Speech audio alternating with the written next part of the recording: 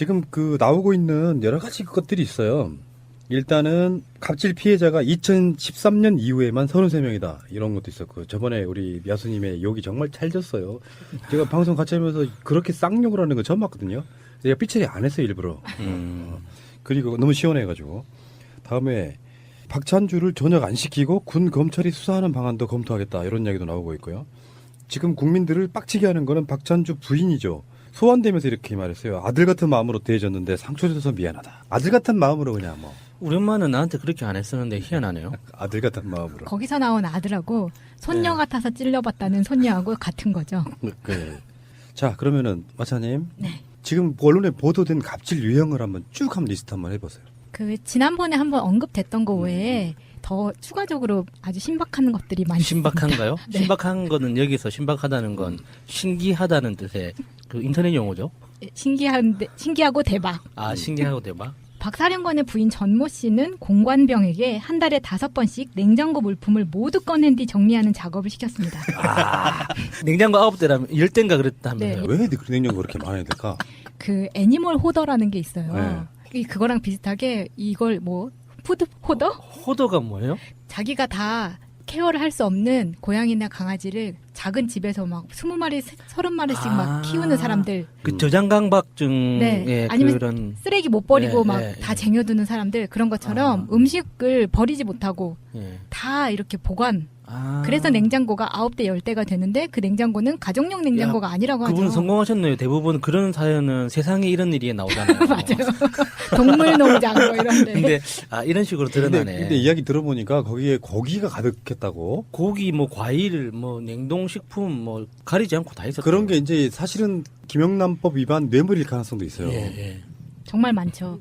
그 중에서도 오늘 나온 인터뷰 중에 어떤 이야기가 있었냐면 이렇게 냉동실에 냉장고에 물건이 많이 들어있으니까 그 중에서 이제 이렇게 일주일에 한 번씩 다 갈아엎는데 거기서 이제 썩어가는 음식들을 이제 버리게 되는데요. 그 중에서 이제 취사병이 갈치를 버렸다 그래요. 썩어가기 때문에. 그런데 이제 그 사모가 전모 씨가 와서 갈치 어딨냐고 찾습니다. 그랬더니 왜 하필 그거를. 너무 상태가 안 좋아져서 버렸다고 했더니 가서 찾아오라 그랬다는 거예요. 아이씨. 가서 찾아왔대요. 그 취사병이 찾아왔더니 먹으라고. 뭐 그런 진짜. 그 제정신이 아닌 거죠. 이 정상적인 사람이면 절대 그럴 수가 없죠. 냉장고 9대에 음식물이 가득 차 있다는 가정하에 그러면 그 전모 씨는 그걸 다 기억하고 있었다는 뜻이잖아요. 병이네 진짜. 예, 그거는 제정신으로는 그 기억 못 해요. 완전 노예로 쓴 거죠. 예. 자, 매주 수요일에 냉장고 청소를 합니다. 그럼 매주 목요일에는 집 대청소를 시키는 거예요. 이 과정에서 폭언폭행하는 거죠. 마음대로 하지 않고 똑바로 하지 않는다는 이유로. 야, 그 집에서는 반도체 만들어도 되겠네요. 근데 확실히 그 박찬주가 했다는 말이 박찬주가 예를 들어 부인한테 평상시 때 그러지 말라고 했으면 안 했을 행동이잖아요. 예. 그러니까 박찬주의 사실은 갑질인 게 뭐냐면은 그런 말을 했다 그러잖아요. 내가 대장이면 부인은 여단장 좀 된다. 이 이야기를 박찬주 입에서 했다는 말이거든요. 여단장이면 별이 별 하나. 별 하나요. 아. 그래서 지금 뭐 그 저 부인 출석하면서 기자가 묻습니다. 정말 여단장급으로 생각하시냐고.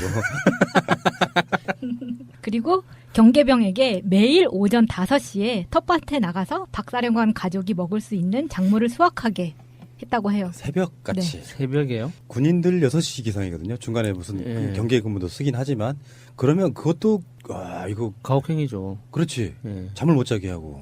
만약에 5시부터 6시까지 경계 근무면 몇 시에 일어나야 되는 줄 아세요? 거리가 멀면 1시간 전에 일어나는 경우도 있어요. 대공초소 같은데 근무 나가려면. 자, 다음이요. 그리고 양측의 진술이 일치해서 서로 확인된 부분 중에서는요.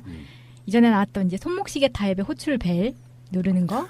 그리고 칼은 휘두르지는 않았지만 도마에 세게 내려친다. 굉장히 위협적이죠. 그게 휘두른 네. 거예요. 봐봐. 뭔가 어떤 마음에 안 들어가지고 열이 받았어. 칼을 딱 집어 들어가지고 도마를 한번 딱 내리치는 게 휘두르는 게 뭐예요? 그래서 그 위협하는 도마가 내 앞에 있어. 옆에서 칼을 뺏어서 내 앞에 있는 도마에 딱 내려치면 그 위협하는 거죠. 그거는. 또 뜨거운 떡국에 떡을 손으로 떼어내게 하기. 이것도 뭐냐, 씨. 진짜 이거는 사이코네. 진짜 전무 씨한테 뜨거운 떡국을 원샷하라고 하고 싶네요, 진짜. 이게 이 전모 씨가 전성숙 씨 얘기하는 거죠? 몰라 이름은 모릅니다. 전두환 씨는 아니겠지? 전두환은 아니죠. 전성숙 씨라고 그 유명하신 분이 있는데 그분 얘기하는 거 맞죠? 저 이름은 몰라요. 아 그래요? 전모 씨? 이야기해도 돼? 뭐 이렇게 뭐 전성숙 씨라고 다 나와 있는데요. 아 전성숙 씨래요. 네. 예. 정신적으로 하나도 안 성숙하신 분이에요. 예. 차라리 숙성이라고 하는 게 낫겠네요. 그리고 골프공 줍는 거는 유명하죠. 그리고 자녀 휴가 때 사령관 개인 소유 차량을 운전부 사관이 운전하여 태워주게 하는 것. 그러니까 거의 기사로 쓴 거죠. 그러면은 휴가 나온 그 아들과 공관병이 비슷한 또래라는 뜻 아니에요? 그렇죠. 왜냐면 아들 낳았을 때도 예. 전 던진 게 그거 예. 때문이었잖아요. 아, 그리고 그 냉장고 중에서도 과일 보관 냉장고가 이제 따로 있는데 이때 공관병들은 과일을 한 쪽도 못 먹게 했대요. 이게 2주에 한 번 정도 소고기 과일 박스팅이 꼭 들어왔는데 이 사람도 이걸 거절하지 않았다는 거예요. 보통 왜 이 선물로 들어오면 거절해서 보내는 경우가 예. 대부분이잖아요. 예, 이제는. 예, 예. 근데 과일이 너무 많아서 공관병이 과일을 빨리 소진하려고 과일을 많이 깎아오면 많이 깎아왔다고 뭐라 그러고 남은 과일 다시 가지고 오면 왜 남은 과일 가져왔냐고 뭐라 그러고 그럼 버리면 버렸다고 뭐라 그러고 그 목적은 까기 위한 예, 까기 위한 까는 게 목적인 거죠. 다른 게 아니라 정말 그게 이제 반대를 위한 반대 비슷한 말로 까기를 위한 까기. 예. 극중주의인가? 답정너처럼 네. 대답은 뭐 반응은 정해져 있는 거죠. 어떤 걸 해도 욕하는 걸로. 여기까지입니다. 이런 사람들을 봐서라도 전쟁을 한번 일어나야 돼. 그래서 그 공감병에게 청이 주어져야 된다. 그게 이제 현실적으로 지금 자유한국당 쪽에 반응이 있는데 이거예요. 박찬주의 위치, 이제 박지만의 동기, 육사 37기, 그리고 37기가 이번 진급을 하게 되면 육참총장 올라가는 기수랍니다. 37기들이 완전히 군대를 장악했던 거죠, 사실은. 박근혜에게 누나라고 부르는 기수들이래요. 그렇다 보니까 한민구가 박찬주나 이런 37기들한테 그러지 말라는 경고 이런 걸 줘도 예, 예. 전혀 들어먹지 않았다는 거예요.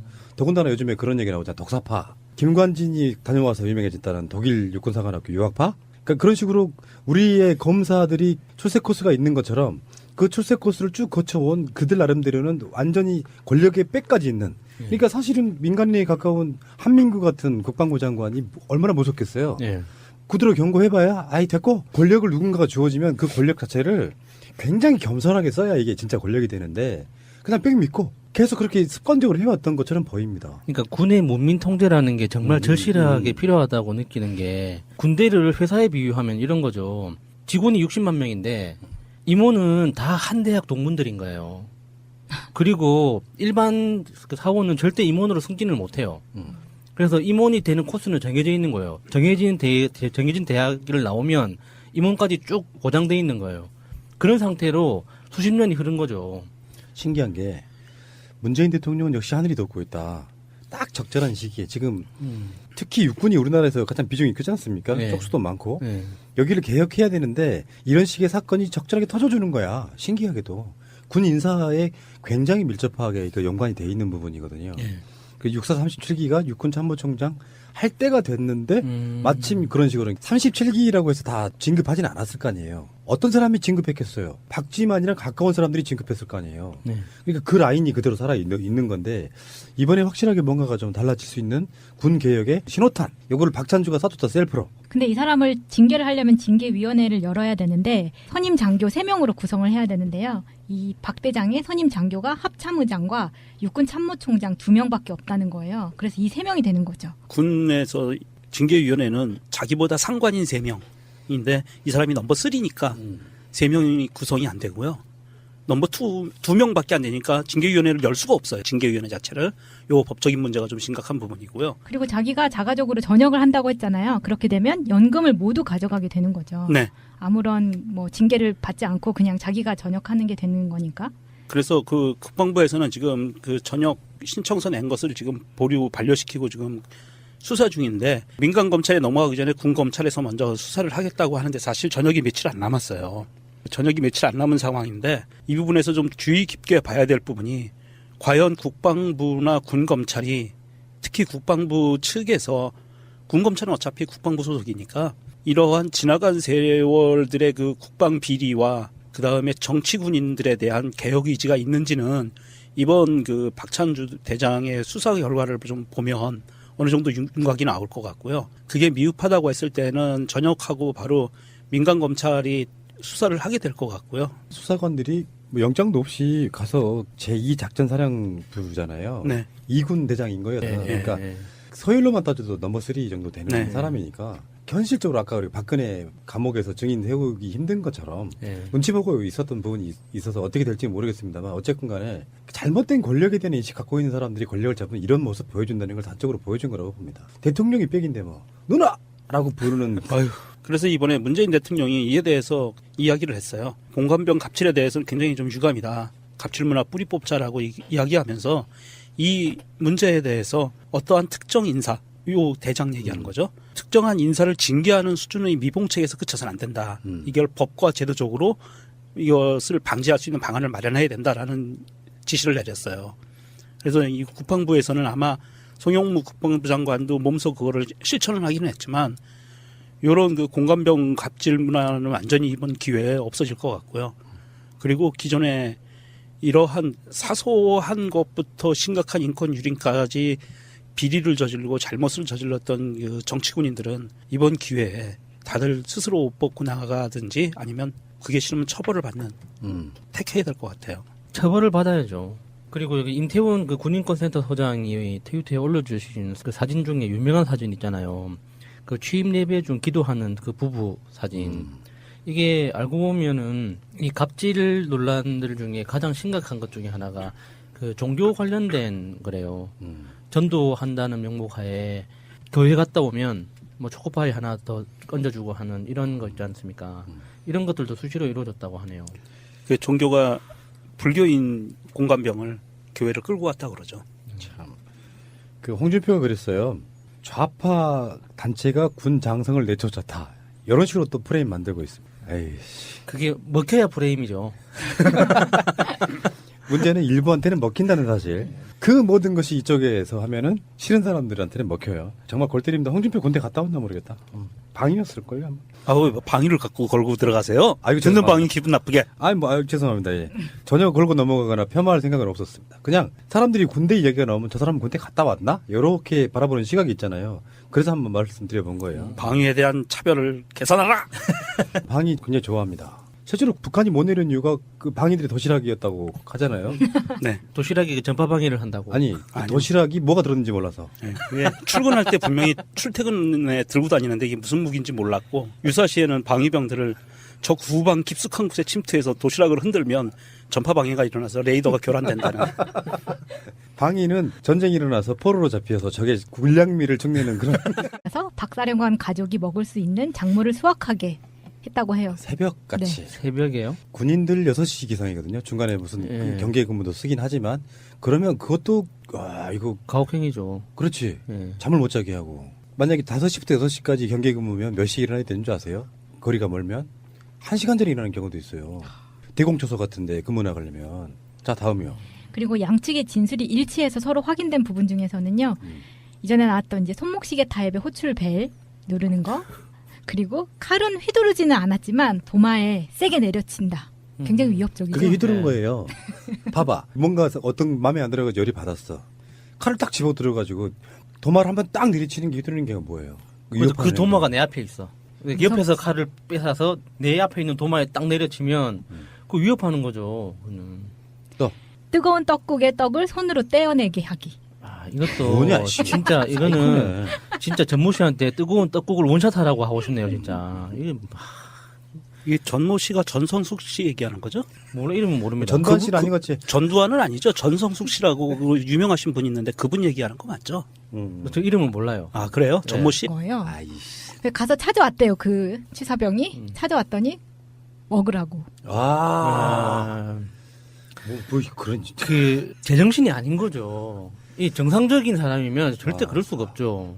냉장고 9대에 음식물이 가득 차 있다는 가정하에 그러면 그 전모 씨는 그걸 다 기억하고 있었다는 뜻이잖아요. 병이네, 진짜. 예, 그거는 제정신으로는 그 기억 못 해요.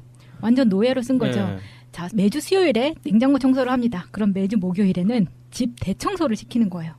이 과정에서 폭언폭행하는 거죠. 마음대로 하지 않고 똑바로 하지 않는다는 이유로. 야, 그 집에서는 반도체 만들어도 되겠네요.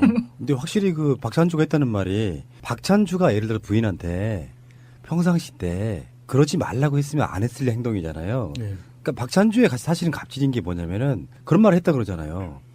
내가 대장이면 부인은 여단장 좀 된다. 이 얘기를 박찬주 입에서 했다는 말이거든요. 여단장이면 별이 별 하나. 별 하나요. 아. 그래서 지금 뭐 그 저 부인 출석하면서 기자가 묻습니다. 정말 여단장급으로 생각하시냐고.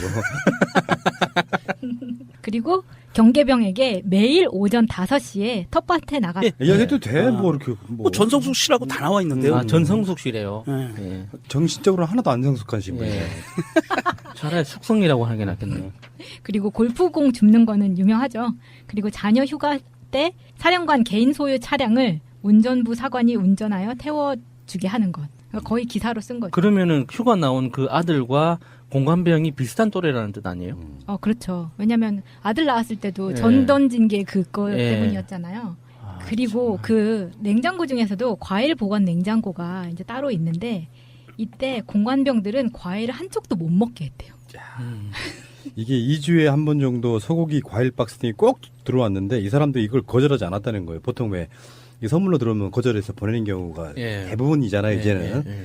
근데 과일이 너무 많아서 공관병이 과일을 빨리 소진하려고 과일을 많이 깎아오면 많이 깎아왔다고 뭐라 그러고 남은 과일 다시 가져오면 왜 남은 과일 가져왔냐고 뭐라 그러고 그럼 버리면 버렸다고 뭐라 그러고 그 목적은 까기 위한 예, 까기 위한 까는 게 목적인 거죠. 다른 게 아니라 정말 그게 이제 반대를 위한 반대 비슷한 말로 까기를 위한 까기. 예. 극중주의인가? 답정너처럼 네. 지금 그 나오고 있는 여러 가지 것들이 있어요. 일단은 갑질 피해자가 2013년 이후에만 33명이다. 이런 것도 있었고 저번에 우리 야수님의 욕이 정말 찰졌어요. 제가 방송 같이 하면서 그렇게 쌍욕을 하는 거 처음 봤거든요. 제가 삐처리 안 했어요 일부러. 그리고 너무 시원해가지고. 다음에 박찬주를 전역 안 시키고 군 검찰이 수사하는 방안도 검토하겠다. 이런 이야기도 나오고 있고요. 지금 국민들을 빡치게 하는 거는 박찬주 부인이죠. 소환되면서 이렇게 말했어요. 아들 같은 마음으로 대해줬는데 상처줘서 미안하다. 아들 같은 마음으로 그냥 뭐. 우리 엄마는 나한테 그렇게 안 했었는데 희한하네요. 아들 같은 마음으로. 거기서 나온 아들하고 손녀 네. 같아서 찔려봤다는 손녀하고 같은 거죠. 네. 자 그러면은 마차님. 네. 지금 언론에 보도된 갑질 유형을 한번 쭉 한번 리스트 한번 해보세요. 그 지난번에 한번 언급됐던 거 외에 더 추가적으로 아주 신박한 것들이 많이 신박한가요? 네. 신박한 거는 여기서 신박하다는 건 신기하다는 뜻의 그 인터넷 용어죠. 신기하고 대박. 아, 신기하고 대박. 박 사령관의 부인 전모 씨는 공관병에게 한 달에 5번씩 냉장고 물품을 모두 꺼낸 뒤 정리하는 작업을 시켰습니다. 냉장고 9대라면 10대인가 그랬다면서요. 왜 냉장고 그렇게 많아야 될까? 그 애니멀 호더라는 게 있어요. 네. 그거랑 비슷하게 이걸 뭐 푸드 호더? 호더가 뭐예요?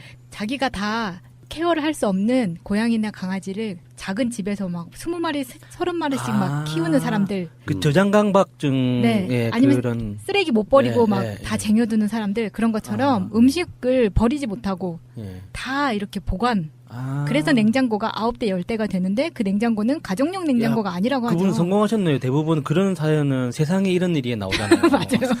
동물농장 뭐 이런데. 근데 이런 식으로 드러나네. 근데 이야기 들어보니까 거기에 고기가 가득했다고. 고기, 뭐 과일, 뭐 냉동식품, 뭐 가리지 않고 다 있었어요. 그런 게 이제 사실은 김영란법 위반 뇌물일 가능성도 있어요. 예.